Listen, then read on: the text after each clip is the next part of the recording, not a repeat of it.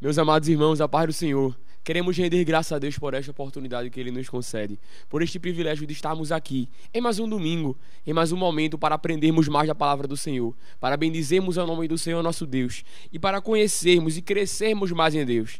Eu quero aproveitar esta oportunidade para agradecer a Deus por este privilégio de estar mais uma vez aqui servindo a igreja do Senhor e a toda esta equipe tão maravilhosa que tem nos ajudado, que tem confiado em nós, a superintendência na pessoa do evangelista Renato, na pessoa do presbítero Carvalho, que também tem confiado e tem investido em nós. Que as bênçãos do Senhor possam continuar estendidas sobre cada um que compõe a equipe de mídia e todos que têm trabalhado para o reino do Senhor nesse trabalho.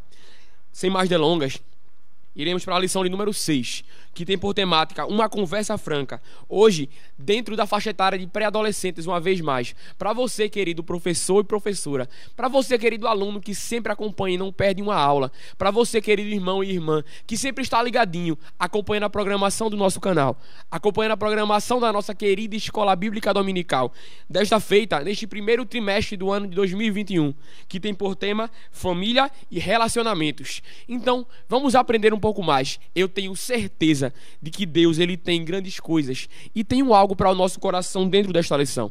A lição de hoje está embasada em dois textos bíblicos.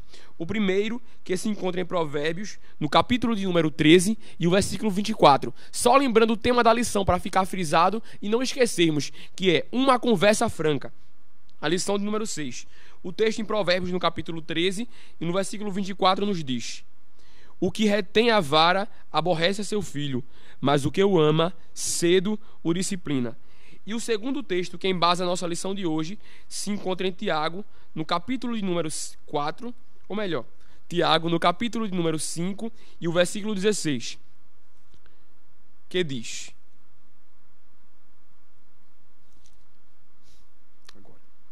confessai as vossas culpas uns aos outros e orai uns pelos outros, para que sarareis, ou melhor, para que sareis. A oração feita por um justo pode muito em seus efeitos. Eu vou ler novamente para guardarmos. Confessai as vossas culpas uns aos outros e orai uns pelos outros, para que sareis. A oração feita por um justo pode muito em seus efeitos. A lição de hoje também tem um texto que chamamos de A Bíblia Diz, que se encontra em Provérbios, no capítulo 1 e os versículos 8 e 9. Vale ressaltar que a lição usa a versão NTLH, que é a versão linguagem de hoje, que diz: meu filho, escute o que o seu pai ensina e preste atenção no que a sua mãe diz. Os ensinamentos deles vão aperfeiçoar o seu caráter. Apenas a parte A do versículo 9. E a lição de hoje tem 3 objetivos principais que precisamos frisar e guardar bem para que possamos esboçar e assim desenvolver a lição. O primeiro, que é enfatizar que a comunicação nos aproxima das pessoas. O segundo objetivo, esclarecer aos alunos que nossos pais são as pessoas que devemos confiar e confidenciar. E o terceiro objetivo, para fecharmos a nossa lição e já prosseguimos na nossa linha de aprendizado, que é apresentar a necessidade de dialogar com pessoas sábias. Sendo assim, vamos para a lição de hoje. Primeiramente, precisamos entender que uma das ferramentas mais marcantes e mais importantes dadas para o ser humano na sua capacidade cognitiva investida e concedida por Deus é a capacidade de se relacionar, é a capacidade de se comunicar, é a capacidade de interagir com o seu próximo, de interagir com o seu semelhante. É isso que faz do ser humano diferente. É o raciocínio, é a capacidade de se comunicar. Dentro deste escopo, dentro dessa base, entendendo um pouco sobre comunicação, vamos perceber e encontrar isso na lição de hoje, que para um relacionamento ser desenvolvido e ser sustentado, é necessário esta interação, é necessário esta comunicação, é necessário este relacionamento, é necessário este diálogo. Se fôssemos destacar 3 palavras-chave para elaborarmos ou desenvolvermos a lição, eu poderia elencar 3, como eu falei, 3 palavras-chave. A primeira, comunicação. A segunda, conselhos. E, por fim, interação. A lição vai iniciar falando em relação aos dilemas encontrados pela vida do pré-adolescente, em relação às suas transformações, em relação às suas dificuldades e também na necessidade de compartilhar isso com alguém, de encontrar em alguém uma pessoa para o ouvir, mas também para compartilhar com ele de segredos, para compartilhar com ele de necessidades, para compartilhar com ele de conselhos e de caminhos para que ele possa tomar atitudes, tomar decisões. Dentro disso, eu já percebo a primeira necessidade e a primeira pergunta para desenvolvermos a lição. Dentro do primeiro ponto, que é a necessidade de comunhão. Vamos entender que a necessidade de comunicação. Vamos entender que para se comunicar precisa ter um ou dois indivíduos, ou melhor, dois ou mais indivíduos. Não há comunicação com apenas uma pessoa. Não há comunicação sem haver mais de uma pessoa. É preciso um grupo de pessoas, ou pelo menos dois indivíduos para que seja desenvolvida uma comunicação. Sendo assim, a lição vai nos mostrar que no mundo de muitas tecnologias, de muitos avanços, há uma dificuldade ainda na comunicação.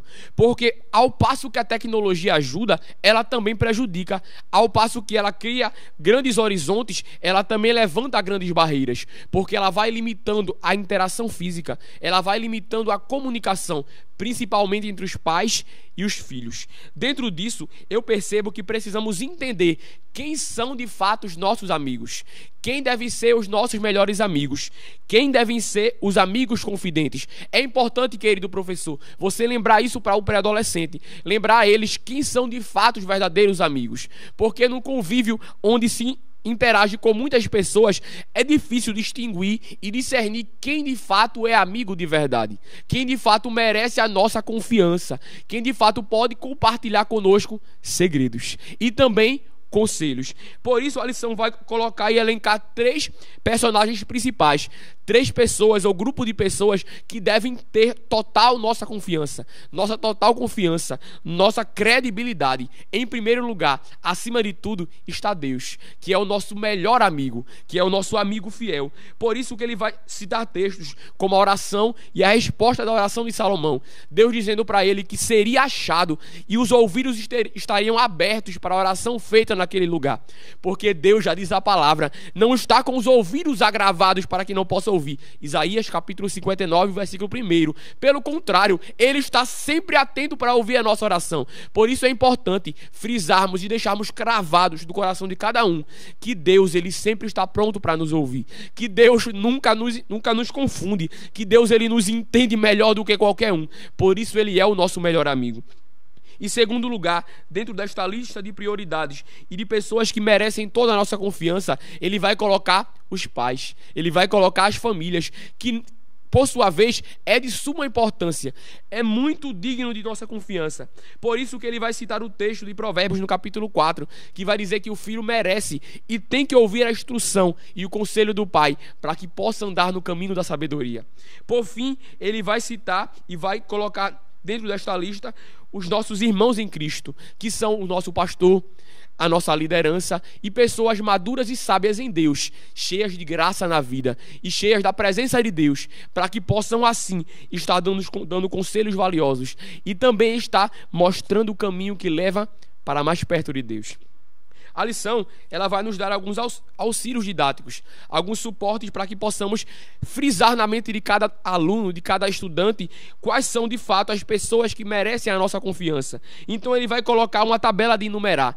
E é muito importante, querido professor, que você use esse auxílio para que ele possa assim absorver, para que ele possa assim cravar. Então ele vai colocar um relacione: A, Deus, B, pais e C, irmãos em Cristo, para que possa haver essa relação e assim essa interação com perguntas e respostas, e assim o aluno possa aprender um pouco mais. Seguindo a nossa lição, o segundo ponto vai nos mostrar, ainda linkando essa questão dos melhores amigos, quem são um dos nossos melhores amigos, que são os nossos pais.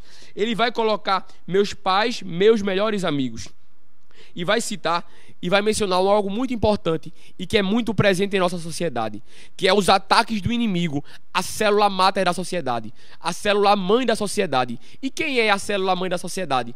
A família. O inimigo, ele tem batalhado ferrenhamente, dia após dia, com diversas estratégias e ferramentas para tentar destruir, denegrir e perverter o princípio criado por Deus. E que princípio é esse? É o princípio da família. Mas nós precisamos resgatar isso e não deixar que isso se perca, que a família é uma criação de Deus e que os pais não apenas devem cuidar, não apenas devem prover, mas para os filhos eles precisam ser considerados e enxergados como amigos. Então, linkando essa questão dos verdadeiros amigos, vamos perceber que a característica mais marcante de um verdadeiro amigo não é apenas o tapinha nas costas, não é apenas o apoiar em todas as horas, não é apenas ajudar sempre, mas é saber corrigir.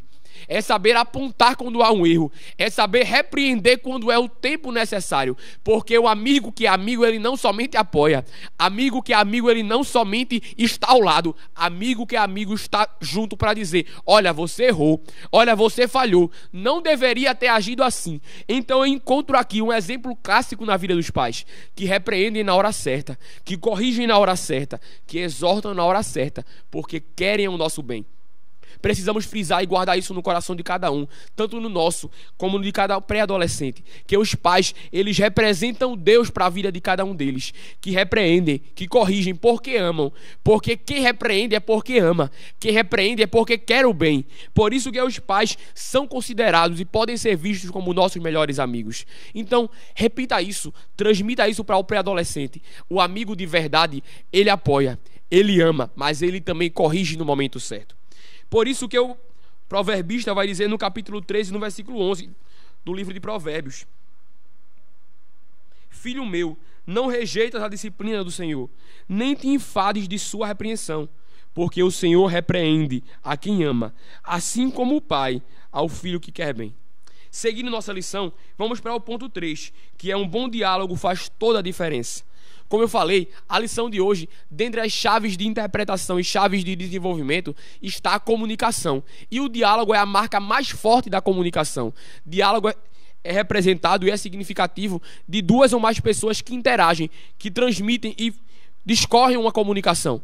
Então, eu posso perceber que o diálogo ele é muito importante para a vida do pré-adolescente e para a vida da humanidade em geral. O diálogo é tão importante que o próprio Deus valorizou isso quando vemos em Gênesis que ele ia na viração do dia ao jardim para se relacionar com o homem, para dialogar com o homem. E o que é diálogo? Pode perguntar o adolescente. E o que é esta comunicação? É simplesmente uma conversa, é simplesmente uma interação, é este desejo de estar próximo, porque quem quer estar próximo sempre busca manter uma comunicação. Quem quer ser íntimo sempre busca manter um relacionamento. E não há ferramenta mais precisa e importante para um relacionamento do que o diálogo. Encontramos na Bíblia um dos melhores exemplos de relacionamento.